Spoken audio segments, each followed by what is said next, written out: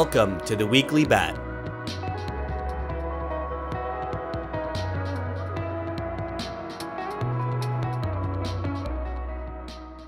Welcome to the Weekly Bat for the week of January 31st, 2020. Starting off this week with some great news, Brave has won Product Hunt's Golden Kitty Awards for Best Privacy-Focused Product of 2019. Woohoo! Obviously, we couldn't have done this without your votes, so thank you to everybody who voted and to everybody who uses Brave. Onward and upward in 2020. Up next, Brendan Eich was on a Simplecast called Random But Memorable by 1Password. The episode was titled Immortal Jellyfish Browser Rewards with Brendan Eich from Brave. Here's the episode description. Thinking of switching browsers? Join us as we sit down with Brendan Eich, CEO of Brave, to discuss the privacy-focused web browser and its revolutionary reward system. Matt also makes a terrible mistake, leading to a lonely birthday cake for one. Up next, Strange Parts from YouTube gave Brave a major shout-out/endorsement on their YouTube channel earlier this week. Strange Parts has 1.59 million subscribers, so I think it's safe to say the shout-out reached a ton of people. Anybody who would like to check it out for themselves can get to the Strange Parts YouTube channel through the Weekly Bat blog post. Next, let us sneak into your speakers while you're on your way to work, in transit, or wherever you like to listen to podcasts, because we're officially on Apple Podcasts. Yes, the Bat Community Podcast is now available on Apple Podcasts. Oh, and I almost forgot, we're on Spotify too. Yes. Next, you can watch our AMA live stream from earlier this week with Priyanka Murthy, co-founder and CEO of Access79, and Gina Dhaliwal, co-founder and CMO of Access79, featuring me and Luke from the Bat team as well. Access79 is changing the way you shop for luxury fine jewelry. Bridging the gap between shopping in-store and shopping online, Access79 is an innovative try-before-you-buy service for luxury jewelry. Their mission is to bring more transparency and technological innovation to an otherwise archaic and fragmented jewelry industry. To that end, they are actively incorporating data science, AI, and blockchain technology into their business model. Specifically, they've partnered with and invested in companies like Brave that are spearheading blockchain technology innovation and growing the community. I highly recommend watching the AMA if you can. We spoke to Gina and Priyanka for nearly an hour and a half, answered many of your questions, and also announced a number of giveaways for anyone interested in trying out Access79's service. They offered a 30% off coupon. You can be entered into a draw to win a $500 gift credit toward any piece of jewelry of your choice. In addition, we'll also be giving away 2 pieces of Bat jewelry that we collaborated on, and all you have to do to enter that giveaway is sign up for Access79's mailing list. The specifics on how to enter each of the giveaways are covered in the AMA video, but also in the Weekly Bat blog post, so be sure to check that out. Up next, in case you missed it, last week we did a Reddit AMA with Zach Prince, who is the founder and CEO of BlockFi.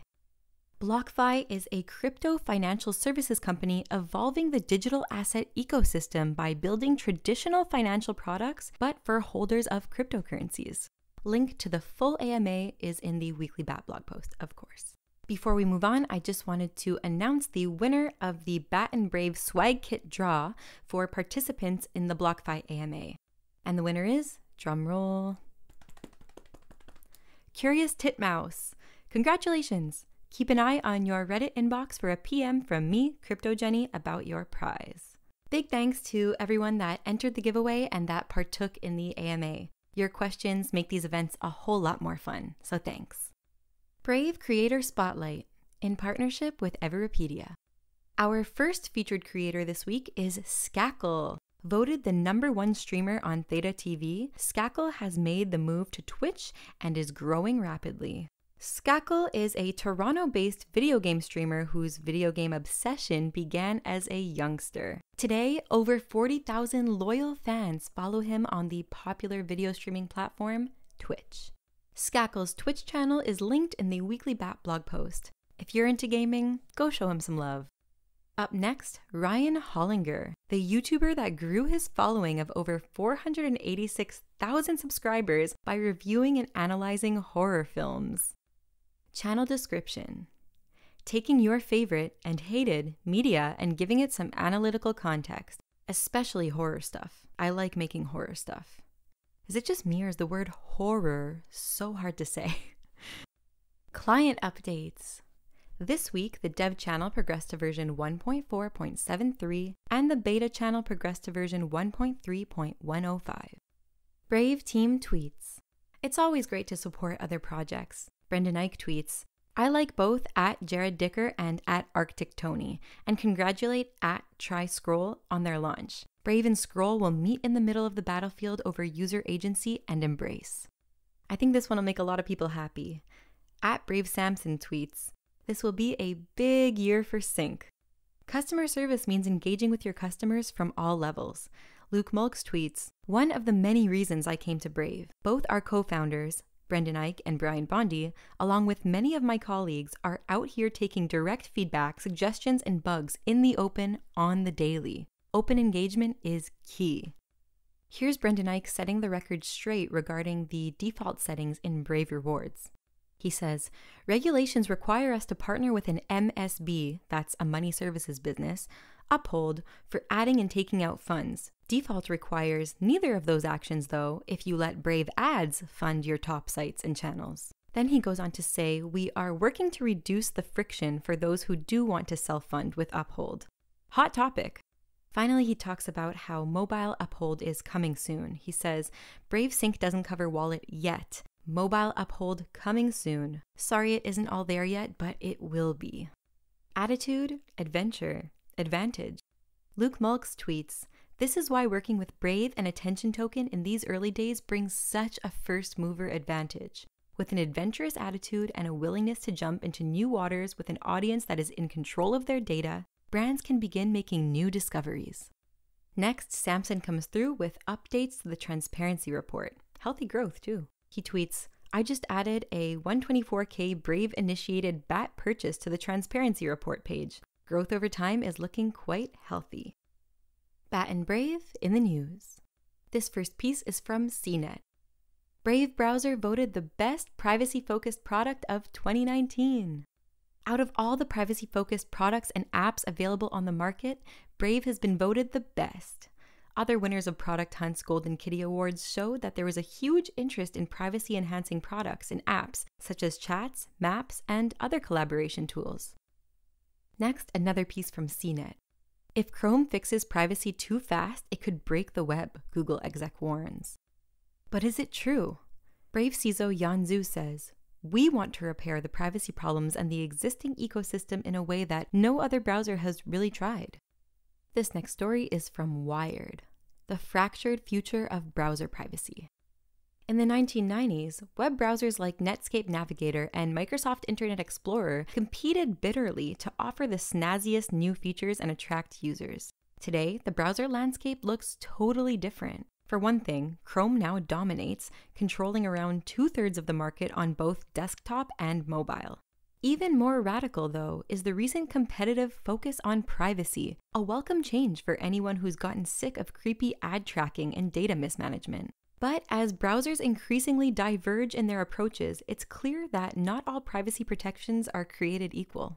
At the Usenix Enigma Security Conference in San Francisco earlier this week, developers, security researchers, and privacy advocates presented differing views on how browsers should protect their users against data abuses. In a panel discussion that included representatives from Mozilla Firefox, Google Chrome, Microsoft Edge, and Brave, all participants agreed that collaboration across the industry has driven innovation and helped make privacy a priority. But some browsers are taking a hardline approach, while others prefer to increase protections within the status quo. Up next, a story from Decrypt. This is the biggest argument for the Brave browser yet. Brave presents new evidence that suggests Google is actively violating EU regulations, allowing companies to share sensitive customer data with ad partners. Brave Software, the company behind the privacy-focused open-source Brave browser, has accused Google of secretly using a quote-unquote workaround to avoid adhering to strict European Union privacy regulations. Google is allegedly using hidden web pages, a mechanism called quote-unquote push pages, that scoop up and deliver personal identifiable data to advertisers, violating the tech giant's own publicly stated privacy policies, according to findings published by Brave on Wednesday. News you should know. This first story is from Vice. Leaked documents expose the secretive market for your web browsing data. An antivirus program used by hundreds of millions of people around the world is selling highly sensitive web browsing data to many of the world's biggest companies, a joint investigation by Motherboard and PC Mag has found. Our report relies on leaked user data, contracts, and other company documents that show the sale of this data is both highly sensitive and, in many cases, supposed to remain confidential between the company selling it and the clients purchasing it. Here's another piece from Wired. Scraping the web is a powerful tool. Clearview AI abused it. Clearview AI, a secretive surveillance company, was selling a facial recognition tool to law enforcement powered by quote-unquote 3 billion images culled from the open web. Cops have long had access to similar technology, but what makes Clearview different is where it obtained the data. The company scraped pictures from millions of public sites, including Facebook, YouTube, and Venmo, according to the Times.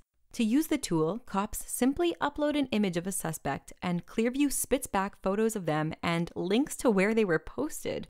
The company has made it easy to instantly connect a person to their online footprint, the very capability many people have long feared someone would possess. Up next, a story from PC Mag. The cost of Avast's free antivirus. Companies can spy on your clicks. Avast is harvesting users' browser histories on the pretext that the data has been de-identified, thus protecting your privacy. But the data, which is being sold to third parties, can be linked back to people's real identities, exposing every click and every search they've made. Here's a story from EFF. Ring doorbell app packed with third-party trackers. An investigation by EFF of the Ring doorbell app for Android found it to be packed with third-party trackers, sending out a plethora of customers' personally identifiable information, or PII. 4 main analytics and marketing companies were discovered to be receiving information such as the names, private IP addresses, mobile network carriers, persistent identifiers, and sensor data on the devices of paying customers. Roaring fans. Esmeralda Colfax tweets, I've been using the Brave browser a lot more lately over Chrome, and I'm slowly switching over. Clean, fast, and lots of privacy features. I loved it when I first downloaded it a few years ago, and it just keeps getting better.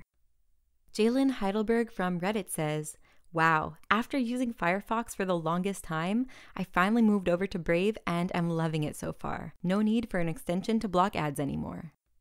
Crypto Tapas from Reddit says, Brave browser has its positives over other competitors, which makes it our #1 choice. Thank you for listening. If you like these podcasts, be sure to follow or subscribe to stay up to date with the Bat community.